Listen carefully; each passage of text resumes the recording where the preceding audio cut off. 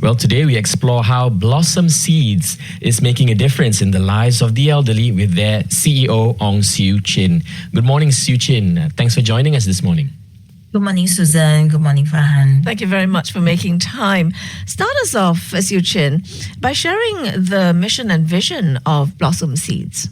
So we started our mission is to serve the seniors with love and care. That's actually imprinted on the back of all our t-shirts. And the second part to that is really to support them to care for others.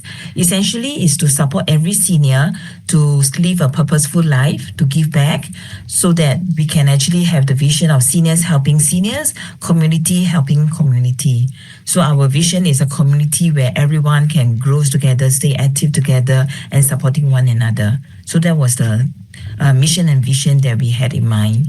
Yeah. Siu Chin, I got to ask though, what's the inspiration behind the founding of Blossom Seeds, and how has the journey evolved since inception? The organization was incorporated in 2013. Right, so it was actually started by a group of volunteers from a monastery who wanted to do good, and we started a soup kitchen serving seniors around Whampoa, Owen, and Lavender. And at the point, we were hosting about 40 to 50 seniors at one time, and at the soup kitchen. But after that, in 2015, we were invited to host Chinese New Year celebrations for seniors at Whampoa, and that was for about 1,000 seniors. So that was a surprise to us, right? So we were organizing like monthly 30 lunch for seniors, 30 to 40 seniors. And we said, there are so many seniors, it will take us very long if we start bringing them over to your soup kitchen. Could you just come over and organize a Chinese New Year celebration for us? And there were 1,000 of them. Wow. Was so surprised, and we began to realize that Singapore is aging, and among this group of seniors we also realized that a lot of them were staying alone and didn't have support. So that's where we realized that I think so. We start evolving and we start seeking help from our current chairman, who at the point in time just retired from another charity, Meta, and we asked him to seek his guidance on how to run the charity. And we also invited one of our volunteers who was at that point in time a para-counselor with Sound Foundation to start training us to how to care for seniors. So that was how we evolved. And the seniors were coming to us and they said, they needed help. They needed someone to bring them for medical appointments. And so our volunteers started taking leave from work. So people were taking turns to take leave from work to bring them for medical appointments. And when we went to their house, we realized that, wow, their houses were so dirty. Yeah. Plastic bags all over the wall, the window panes were dusty, the rooms were cluttered. So after all our efforts to bring them for their medical appointments, it's such a waste of effort if they're living in such cluttered conditions. So we start cleaning for them and organizing their house and all that. Okay, so your services have evolved according to the needs of the seniors that you are serving, right, Siu Chin? Yes. Okay. Yeah. So right now, you actually do offer a range of services. You began with, soup kitchens, visits, organizing events and things like that. But you do have quite a number of programs. Talk to us about that. Explain some of those programs with us and how they serve the diverse needs of the elderly within your community. So we have evolved really looking at what are the needs in a community and what is of benefits to them. So of course now with this group of seniors who are vulnerable with medical condition, so they express that they need help for medical appointments, so we'll bring them there. And there's also another group of seniors who are unable to leave their house for different reasons. Some could be, one is having some caregiving needs for another, or for a child, or for, right? So they are not able to leave the house, or mobility issues, and we will visit them regularly, and we will invite them to our center for activities, but sometimes they are just not unable to, or they are not open to, then we'll just continue to support them at home. And for those who are, so that was with our befriending services, and for those who are fairly mobile, we will invite them, we'll engage them at the center. So the center is a space where everyone will be able to come together and stay and get to know the neighbors, stay connected, and get engaged and be involved. So there will be the active aging programs. You know, Siew Chin, I can't help but to remember the time when I was, doing some charity work with those in the rental flats, and there were lots of seniors, and like you mentioned, right, a lot of senior citizens they're alone, and their homes are really cluttered and all that. Yeah. But of course, for you guys, you have the Active Aging Center, which is a significant initiative by Blossom Seeds. How has the Active Aging Center promoted active aging among the seniors in your case? Yeah, so we were given the center in Sembawang in 2018. So we moved in 2018, and what we had in mind, it was supposed to be like a community living room. So with everyone staying alone and in smaller units in the house, so we said that it would be easier if everybody just come down and just hang out together. And instead of having a meal at home alone, just porridge, why not just come down and have a simple meal together with your neighbors, cook together and to exercise together. So the center was in partnership with Agency for Integrated Care, AIC. So it was in partnership, and of course with HDB and with the PA, with the advisor. So the concept was for the activities at the center to be run by volunteers. So currently now the center serves daily lunch. 7 plus, even before the staff, because the staff start working at 8 or 9. The seniors are in at 7 plus, so they start cooking, preparing. There's someone in charge of the menu, buying the items, preparing all the items for about 50 to 80 people at the center on average. Yeah, and then we have Malay aunties with all their Malay cuisines, and Indian aunties with all the brilliant foods, the Chinese, and they will share their recipes. We even have Indonesian food, Vietnamese food, Myanmarese food, all kind of food. What I say, Farhan, right? Food binds, Siew Chin? Across all ages. Across all ages, races, yeah. everything. Food just brings people together. Right at the beginning, you talked about seniors living alone. That is an issue, right? Seniors living in very cluttered homes. So that poses a health issue, safety issue even for some of them, particularly if it's really, really cluttered. Now with the Active Aging Center, you're getting 50 to 70 seniors come together every day, cooking, eating and stuff like that. What impact have you seen on some of these seniors who may have been quite alone before they joined the center? How have they changed? How have they been impacted?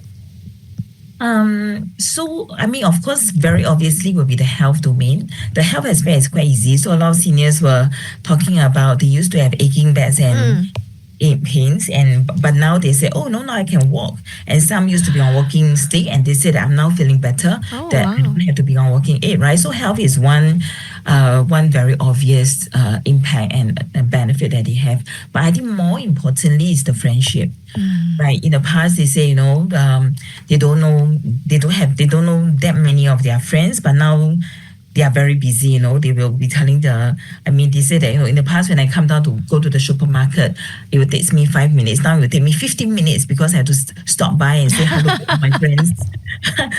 Yeah, so it sounds like me when I'm walking. Shopping. Sounds like me when I'm walking down the corridor. I never make it to the end in time.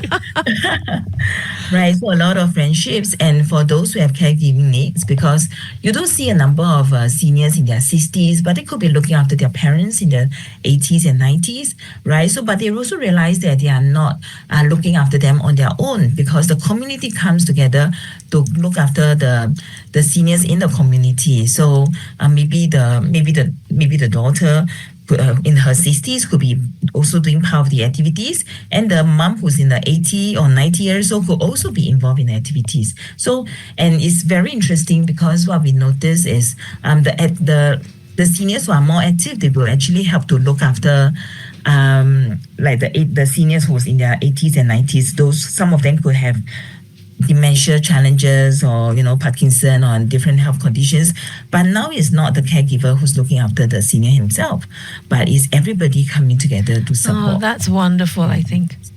And encouraging one another. So we also have a lot of frail seniors on wheelchair, on walking aid, and all stepping forward to exercise, right? Because it's a very encouraging community and everybody supports one another coming together. Suchin, you notice as well that once the seniors have a reason to go out to meet their friend, that's just an additional skip in their step, and that's how they, maybe not use walking aids because there's more walking done because you're not isolated at home anymore. Correct. And there's a reason to leave the home. Yes, once there's a purpose, there's more reason to be active. Yeah. I know, Suchin, we talk about social isolation, right? Quite a fair bit. You began by talking about how seniors used to live alone. So this is where not just the Active Aging Centre, but one of your programs, the befriending services, you actually have this. And I would imagine you work with volunteers for this to help befriend those seniors who might still feel, a little bit anxious and may not want to leave their homes. That's right. So there are many seniors who are unable to leave their house for different reasons. There was an auntie who has been sick since young, right? So when she was young and she was unwell, her mother was looking after her.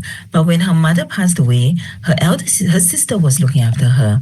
And progressively, her sister also passed away. So who's going to look after her, right? So that's where the community had to step in. So we were introduced to her just a few years before the sister passed away. And the sister was very worried, but she assured her sister that don't worry, Person C is here to look after me. And I promise you that I'll go down and be engaged in their activities as much as I can, because she has a chronic condition since young, mobility issues, and she's unable to leave the house. But so we have a befriending service, and the volunteers check in on her regularly, and we bring them out for walks in the parks, and bring them to our center for celebrations, because essentially now the family is the community. So now we are family to her. Yeah, I think that becomes important, yeah? Just to zoom in on the community involvement aspect there, Suchin, it's crucial in supporting the elderly. What role can the community play in helping seniors stay engaged and active? What about us, neighbors? What about us? What can we do? That's right. So the neighbors actually plays a very important role because there are so many seniors out there now who have chosen to stay on their own. So so the seniors will go back. In fact, some of our best advocate for our programs are our seniors, So there was a senior, she was unwell, and we also support her with medical appointments, but she started coming to our activities, and now she's also one of our best volunteer. And she started introducing our center to the neighbors and say, you must come for activities, because she has benefited and she wants her neighbors to benefit as well. Right, so she will introduce her friends. So a lot of the seniors who come to our center are by word of mouth, referrals from other seniors, and because of that, there's a familiar face, and they start forming friendships, right? And the neighbors also start checking on each other. Yeah, and recently we had a senior who had a fall. She had to go for a hip surgery, but when she was staying alone and at home and had to go through rehab and all that, and the neighbors start visiting her at home. Oh, that's very nice. Suchin, I think that is a very important component of the work that you do to get seniors comfortable with each other so that they will go check up on each other. More often than not, we're hearing stories of seniors falling and, no one even notices that they have been absent from activities or from the neighborhood for so long. So I do like this whole senior helping senior thing that's going on. Before we let you go, Suchin, looking ahead, what are your aspirations for Blossom Seeds, and how do you envision the organization contributing to the well-being of seniors in the future? So it has always been our aspirations to journey with them, right? So that they will be better prepared. Of course, we are, because there are different generations and different segments of seniors. For those who are maybe 70s and above, 80s and above, so they are less privileged, compared to our time, and they require more support. But for those in the future, probably they'll be more educated, more resourceful. So the needs will always be different. But it's our wish to really support them, journey with them, be better prepared for aging, and more confident, less fear, less suffering. So, we will hope to have more AACs and journey with them with with a assisted living home, in the future as well. Yeah, and I think that becomes important, especially with so many seniors who live alone now because their children have moved away, and some, may be alone for different reasons, but nevertheless, the community cannot leave them behind. Yes, Yu Chin. So we salute the work that you do at Blossom Seeds, and we wish you the best, and may you have, continuous success with the work that you do with the seniors. And thank you very much for making time today, Yu Chin. Thank you very much for inviting us. And you can join us as volunteer. I will definitely consider that. Thank you very much. Yeah. Ong Siu Chin, CEO of Blossom Seeds, and this is a charity supporting seniors in need. You can find them at 105 Canberra Street on level 2. This is in Sembawang. And also check out their website, which is www.blossomseeds.sg.